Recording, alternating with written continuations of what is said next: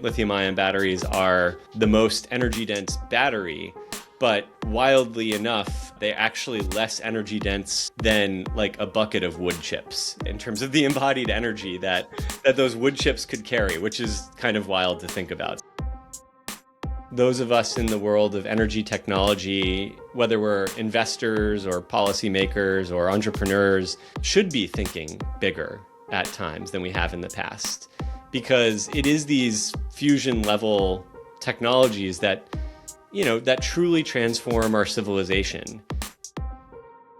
When you truly stare in the face of fossil fuel and recognize how awesome it is, like it really is awesome as a civilizational resource, you recognize that you need a breakthrough in order to be able to beat it.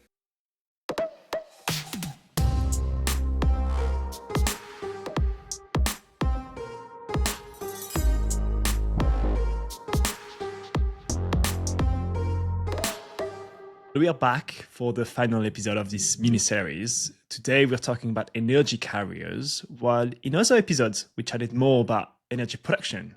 Quite a different concept, we'll get into it.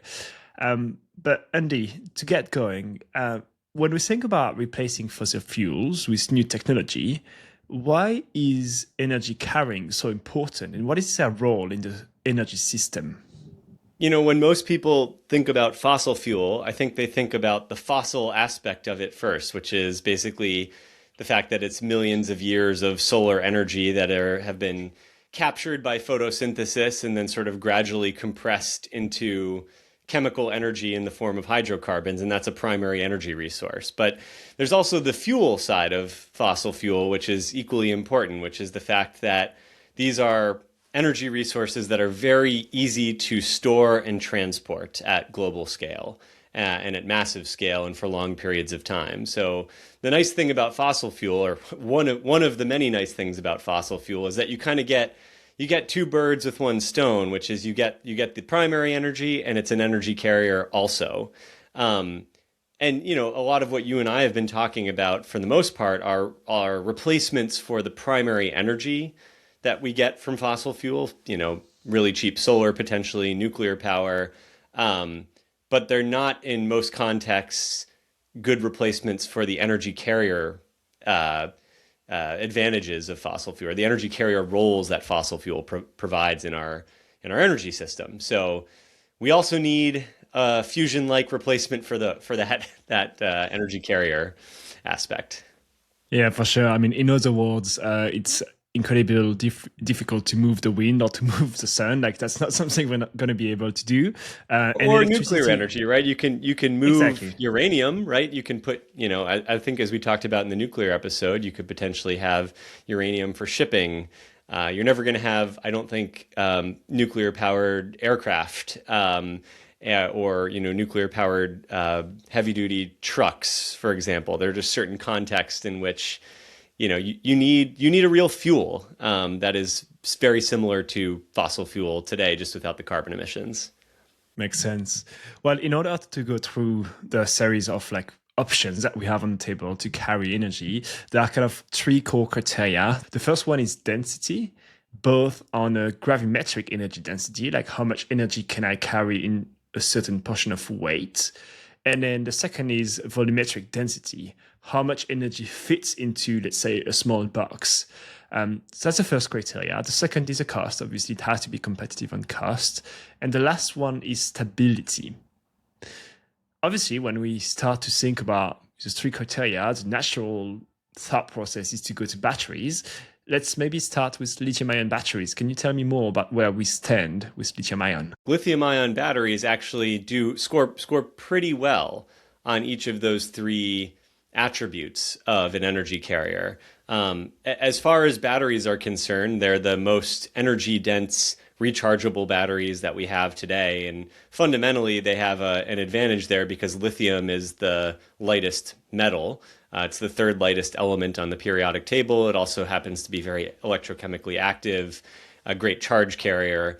And so, it's basically hard to do better than a lithium-based battery when it comes to density. Lithium-ion batteries, as everyone knows, have gotten much, much cheaper. and now in passenger vehicles at the very least, and I believe in medium duty and increasingly heavy duty vehicles as well.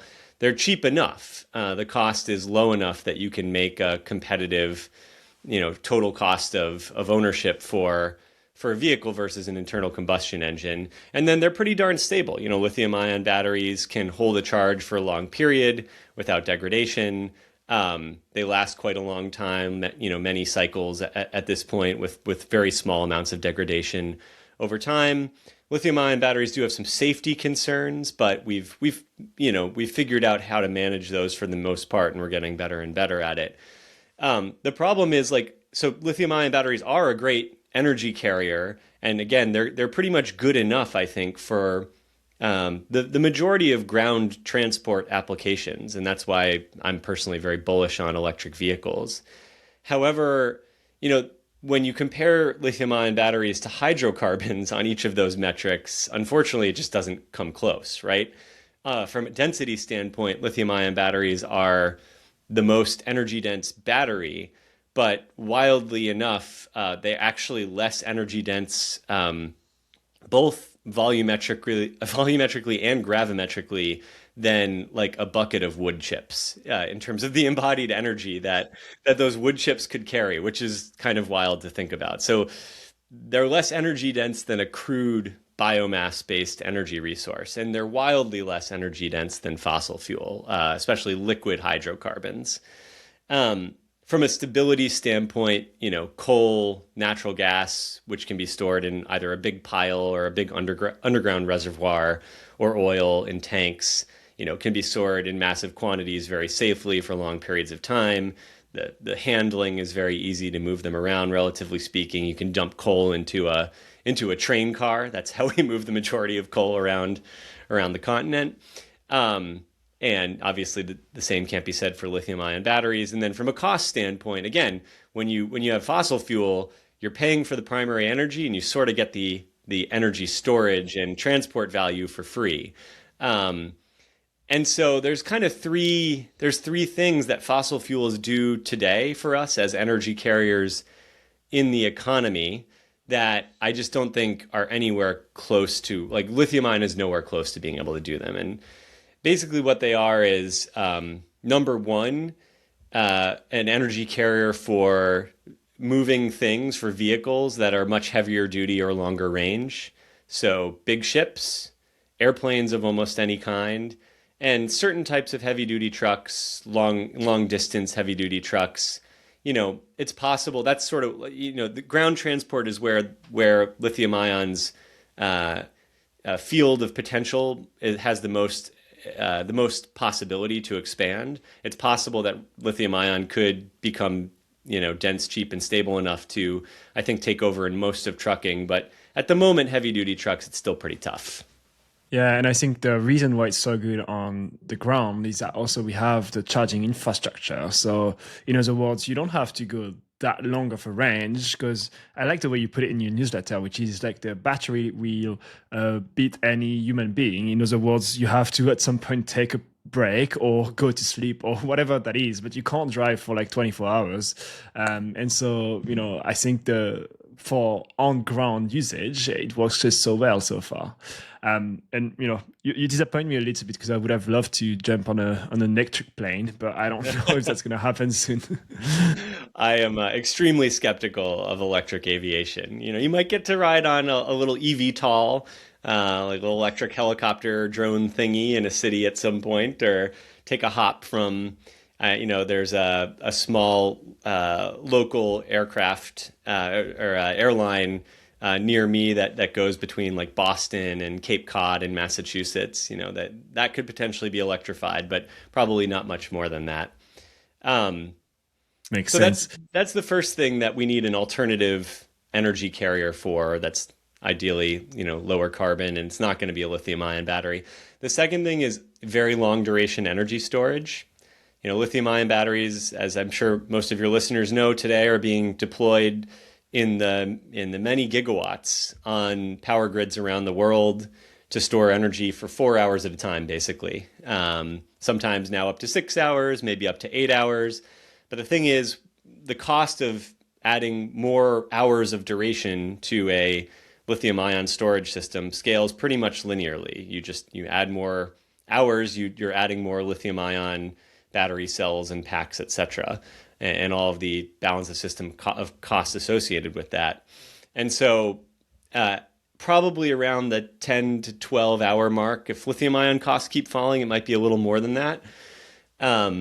It just doesn't make economic sense for lithium ion batteries to continue to be the storage resource. And, when you think about the sort of maximalist view of the kind of value we get from fossil fuel as a storage resource today, you know, and you think about our stockpiles of coal and natural gas in underground storage and strategic oil reserves in tanks and underground storage, we're storing weeks and weeks worth of primary energy that's readily available to the power system, to the rest of the energy system at any given time. And it's actually kind of hard to quantify that value. I call it strategic energy storage, but there's real, economic and security value to having that amount of energy sitting very close to hand at any given time. And that's the kind of thing that, yeah, batteries are just not going to really be able to do. Yeah, and that also poses a question on, do we actually need to have so long of a storage? Like, is a couple of days enough? Do we need more than a couple of days of energy storage? That's a bigger question that I can answer, obviously, but it poses still the question, because I don't know if there's a real rationale for having weeks long of energy supply while we're able to produce energy at very fast pace. Yeah, All again, right. it's hard to say. I mean, just for one data point is that the United States has this strategic oil reserve, which doesn't really. I mean, it can have an economic function. It sometimes is deployed to buffer against oil price increases.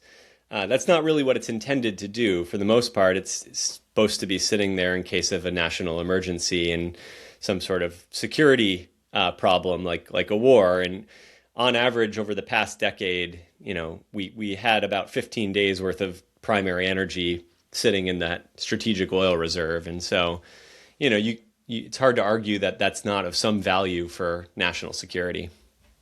Yeah, it makes sense.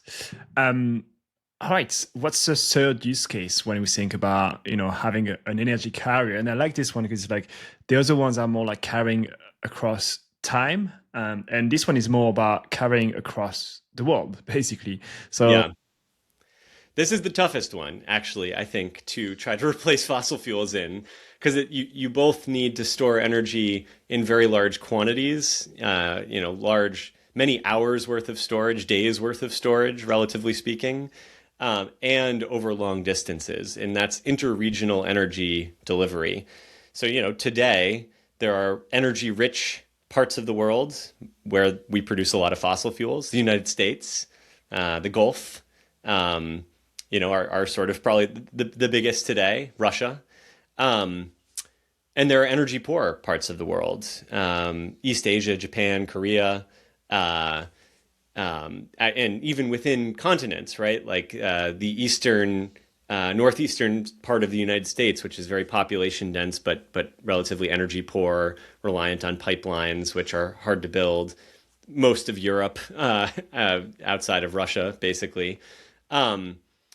And so today there's significant amount of energy exports and imports. There's a global trade in energy, and that's only enabled because of fossil fuel. And so the question is, if we get to really cheap renewables, even cheaper than we already have today, the kind of prices we're seeing in the Gulf, $10 a megawatt hour for solar or lower,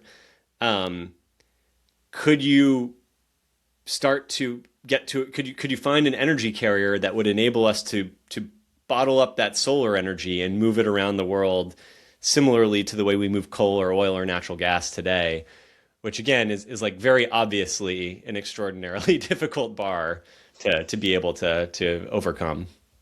Yeah, because you can't really imagine like a bunch of lithium-ion batteries sitting on trucks and being transported around. Because by the time they would arrive to their destination, they would be almost empty. It's So just ridiculous. Yeah, batteries will just not do. You need some sort of like chemical fuel is the only thing that will do. And the chemical fuel that many people have considered and has gotten a lot of hype in cycles over the years as an energy carrier, a carbon-free energy carrier is hydrogen.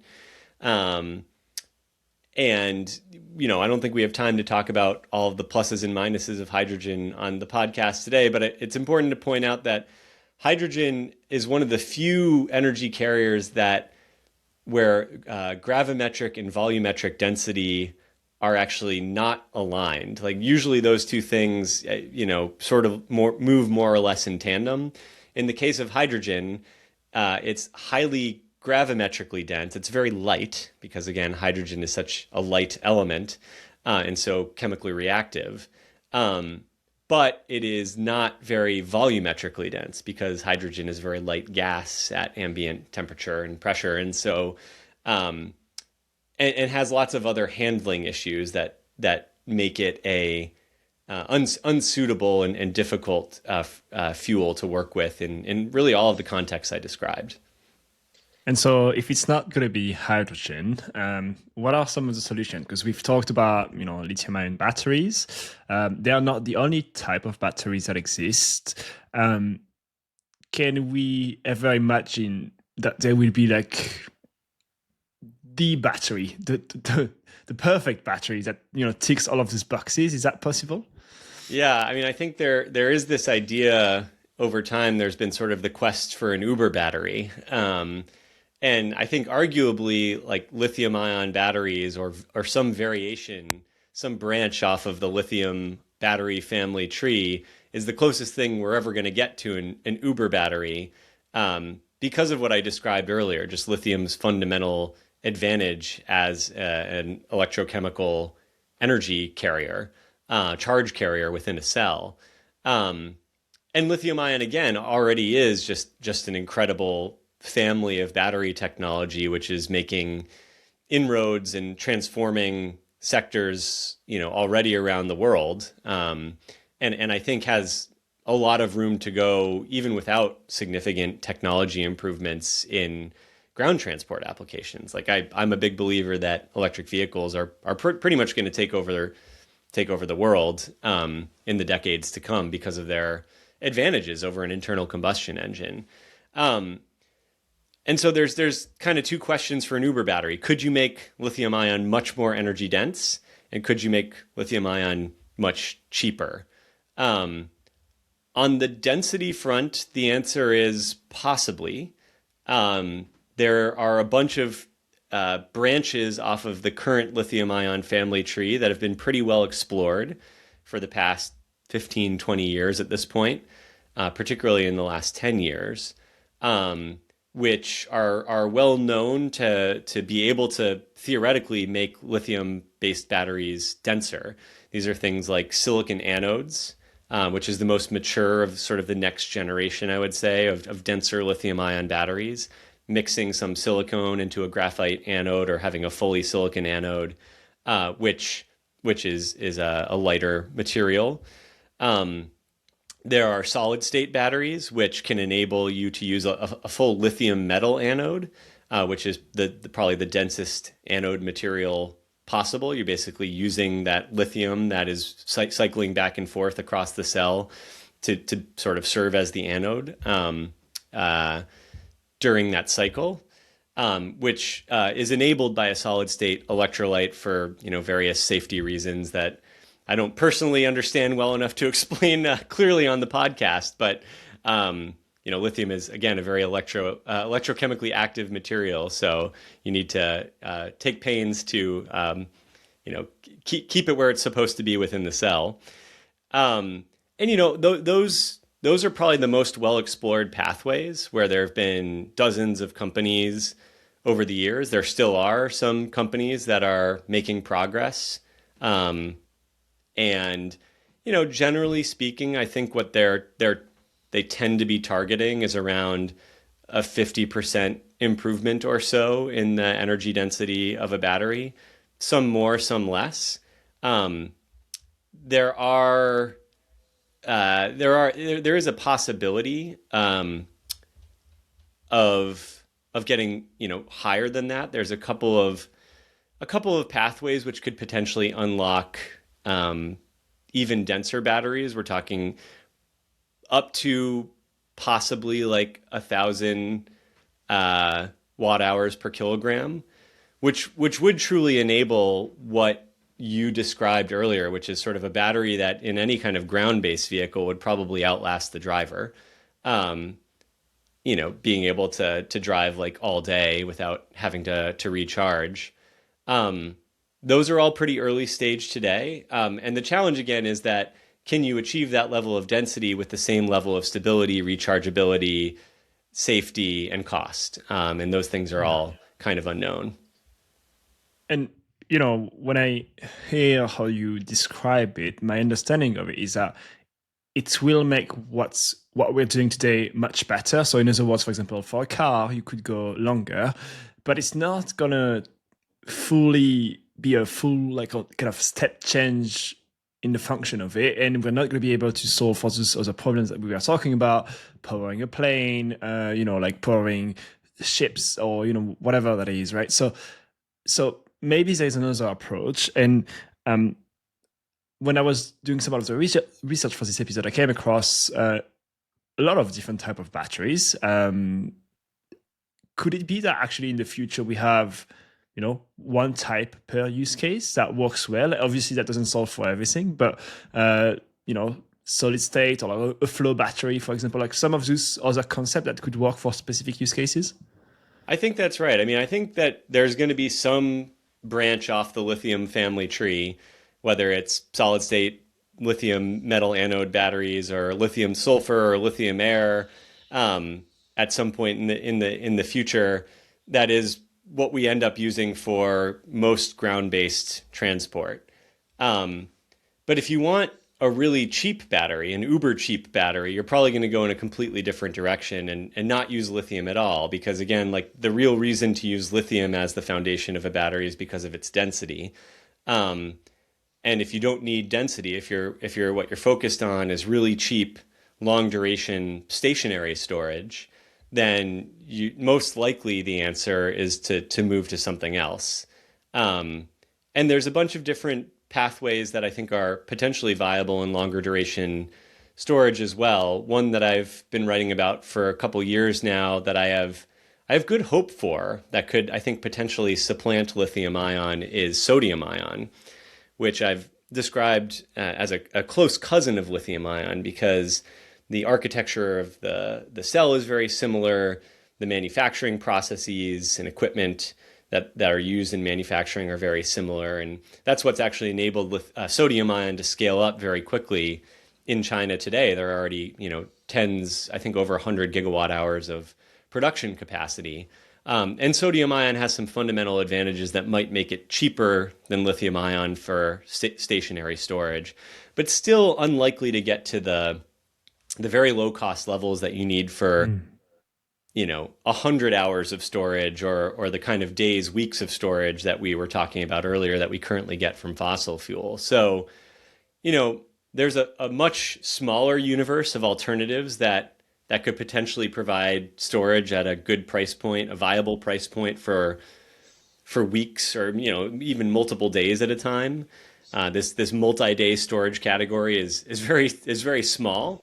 Um, One company that's pretty well known that we're actually invested in at EIP is Form Energy, which uses an iron air battery technology. So I've heard it described as basically a cell that is doing controlled rusting and derusting of iron. Um, and because the fundamental cost, the bill of materials is so low, it has a very low cost entitlement, well below a tenth that of lithium ion stationary storage today, which allows them to produce a much longer duration battery. Their kind of first product is a 100-hour system, which, in the right circumstances could fully balance some combination of wind and solar power, theoretically to provide a firm firm capacity, firm power supply. Not that it's always going to be used in that type of setup, but a very flexible storage system because of that firm capacity potential. Another very cheap form of storage that we've invested in at Energy Impact Partners is thermal energy storage. A company called Rondo Energy, which is, I think, the leader in that category in terms of, I think, both technology status and deployment at this stage, which is basically storing energy in the form of high temperature heat. Rondo's solution is basically a big box full of bricks and resistance heating elements that take in solar power or wind power, however it's generated at whatever profile, whenever it comes in, as few as 4 hours a day, converts that power into heat, stores the heat very efficiently and at very low cost in these bricks, hot in the form of hot bricks, and then can dispatch that heat continuously. Now, if you want to turn that heat back into power, there's significant losses associated with that because you have to go through a thermal cycle. But if what you want is heat, which is what, about a quarter of global energy use is basically just heat for industry, high temperature heat in various industrial processes, then I think thermal storage is probably your best bet for getting a very low cost way to convert intermittent renewables into consistent thermal output. So, those are two pathways that I think have great promise for much longer duration storage, but I will say neither of them get you to weeks of storage, right? And neither of them have the kind of density that would allow you to put them on a ship and transport that, or stability, to put it on a ship and transport that energy across the ocean as an interregional energy carrier. So they solve some of the storage problem, but definitely not the full scope of what we need. Yeah, so when we think about it in the context of the fusion level bets, I think those are improvement of today's technology, but not the type of massive mega step change that we are looking for. However, you have identified one of the potential pathway to a fusion level bet for energy carriers. I must say, when I read about it, I was like, I'm not sure I do understand the concept. It's not like the logical thing that you think about. But tell me about metal fuels, which is interesting. It's unintuitive. It took me a bit as well. And I think this is probably the biggest fusion level, civilizationally transformational potential bet in the world of energy carriers, low carbon energy carriers that I've encountered. And the basic idea is that metal can be used as a fuel. And the reason is that, metal in its pure form, most metals want to react with oxygen. They want to be oxidized. That chemical reaction produces a lot of energy. Just like hydrocarbons want to be oxidized. That's what combustion of hydrocarbons is, right? We're burning them, we're releasing, water, H2O, and releasing CO2. And that's where the energy production comes from. The problem is via photosynthesis for millions of years and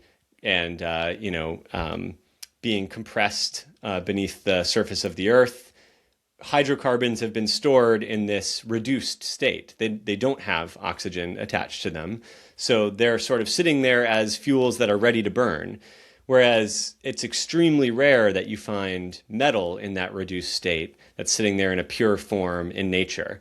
And when I say metal, I'm talking about, most of the periodic table is technically metallic in this way, that it has that kind of chemical property.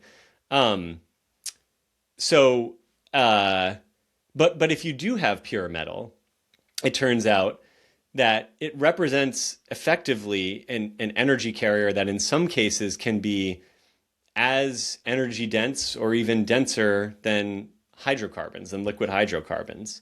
So there are a handful of metals out there,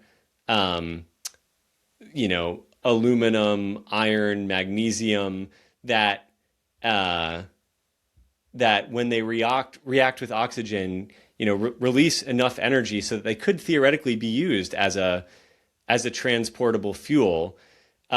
If we can find a way in order to harness some version of these metals as a fuel, and in a moment maybe talk about how we might kind of close the cycle and convert them back into pure metal, then metal could be the energy carrier that we're after. And there's just starting to be a small handful of companies that are focused on this problem, including one that we've incubated here at Energy Impact Partners called Voya Energy, which I can tell you more about in a moment.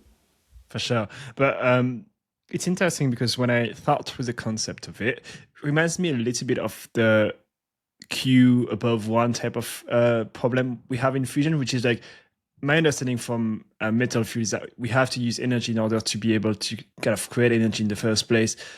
And like it goes back to like, is this going to be energy positive or not? Is that a correct kind of analysis on it? Yeah, the challenge is, right, we don't find these pure metals that we can use as a fuel in nature. We typically find metal oxides in nature, metal that has oxygen already attached to them. So it can't be burned, can't be oxidized because it already is stuck to oxygen. And so we already, have well-established processes, decades, hundreds of years old processes in some cases for reducing that metal, basically for creating pure metal. For example, we take iron ore, which is iron oxide, and we reduce it through the process of putting it into a blast furnace, basically. These incredibly, the same thing for aluminum, the same thing for magnesium, for all of these relatively earth-abundant metals. We have processes for taking ore and making it into pure metal, structural metal for the most part, which is what we want out of those metals historically. The challenge is those are super energy intensive processes, right? And so it would be extremely inefficient, potentially even, net energy negative, to take a bunch of solar power and somehow use it in order to produce pure metal of various forms, and then combust that metal in some way to extract the energy later. And so there's basically two technological leaps we need in order to make metal fuels work. Number one, we need a way of, as a big global energy carrier. Number one, we need a way of taking metal that's been oxidized already, what we find in nature, or perhaps the end of the cycle of a metal fuel, and reducing it and getting pure metal back out with relatively high efficiency, right? We can't lose too much energy in that process. And then secondarily, we need a way of taking that metal and efficiently producing energy from it in the form that we want, which the most valuable form is going to be electric power. And so if you could achieve sufficiently high efficiency and low cost for those two processes, then you could create a closed loop system where you could go to anywhere in the world where you have the cheapest source of solar energy or wind energy, out in the deserts and in the Gulf, make lots of very cheap solar, use it to produce metal, pure enough metal, take that metal, put it on a ship, move it around the world as a carrier of, massive energy carrier, use it around the world. You end up with some sort of metal oxide product, a waste product effectively. You take that metal oxide product, you ship it back, and then you recharge it by reducing it again, and you have a sort of a closed loop cycle. That's the big long-term vision for metal fuels, the fusion level vision for metal fuels, if you could get this right, which is the most exciting possible vision for it. I will say there's some shorter term opportunities potentially using scrap metal as an input, as a metal fuel input. There's ways of harnessing the value of metal fuels before you kind of build that full massive global cycle, but that's the prize. That's the big prize that we've got our eyes on. And are there a lot of companies working on the topic? Because it feels like quite an upcoming topic or new topic, but I haven't heard about it before. No, there's not a lot. Certainly not nearly as many as there have been working on like, various tweaks to lithium-ion batteries. I mean, that's part of the reason at Energy Impact Partners, we surveyed the landscape and thought that we could find a better way of doing of producing a metal fuel and a better sort of system on both sides of that loop. We think we're on to something and have found a great team who's have been with us really since very early in the process to move this forward in the form of this company Voya. So I'm really excited about the potential there, and I assume there are going to be more followers coming into the space as it starts to get a little bit more attention. Makes a lot of sense. All right. Well, I think that is the end of this mini series on fusion level bets. I think before wrapping it up, two things I need to ask you. The first thing is we will have to assess metal fuels on the index that we have created, which is very subjective. So let's start with cost. On a cost basis related to fossil fuel, where do we stand for metal fuels? Yeah, it's I think the best bet we have at approaching fossil fuel levels of energy storage and transport costs, because effectively you can produce a fuel that is highly stable and has very similar density levels. So you can store it in train cars or tanks and move it around in that way. And so, doesn't, the marginal cost of being able to store a little bit more fuel is incredibly low. So again, if you get the cost down of the metal fuel production system and the metal fuel energy generation system, then, we think in some cases you could beat the sort of effective cost of diesel as a fuel, for example, if you start with pretty darn cheap solar energy. So it's hard to compare exactly apples to apples, but we think it could be quite cost effective ultimately. Great, and I like it because you have so many assumptions in in it for it to work. When we Yeah. think about security and safety, I think it seems relatively safe. Yeah, wildly safe, extremely safe, and very high security. Because again, the goal is to use a very earth abundant metal, of which we have a number of potential options to choose from, that wouldn't have any real like concerns about being concentrated in one part of the world. I think CO2 emissions would also be relatively low, specifically if at the beginning of the chain you have cheap solar. Is that my understanding? So long as you're starting with zero carbon or very low Yeah. carbon energy to produce the fuel, then yeah, great on carbon emissions. Speed of deployment. How fast can we get there? That's a big question. I might punt on that one. Lots of uncertainty, but hoping that it's at least a five, and I think could surprise us by being faster than say certainly than nuclear fusion, I think. All right, and then scalability feels like the sky's the limit for this one. Yeah, it's got to be a 10 on scalability, which is a great facet of it. Love it. Well, I'll try to do a recap of all of those grades somewhere in a notebook and then put it out in the description of the episodes. But look, I had such a great time doing this series with you. What are some of your key takeaways on fusion level bed? Like, how far are we from like a massive breakthrough in technology? I mean, the way I sort of pose the question, what are the biggest hardest bets with the greatest long-term payoff that you can make, in a way presupposes the answer, which is that these fusion level bets are extremely difficult, right? There's lots of technical challenges standing between where we are today and success, and the payoffs inherently are huge. And I guess my overall takeaway is like I think that those of us in the world of energy technology, whether we're investors or policymakers or entrepreneurs, should be thinking bigger at times than we have in the past, because it is these fusion level technologies that, that truly transform our civilization.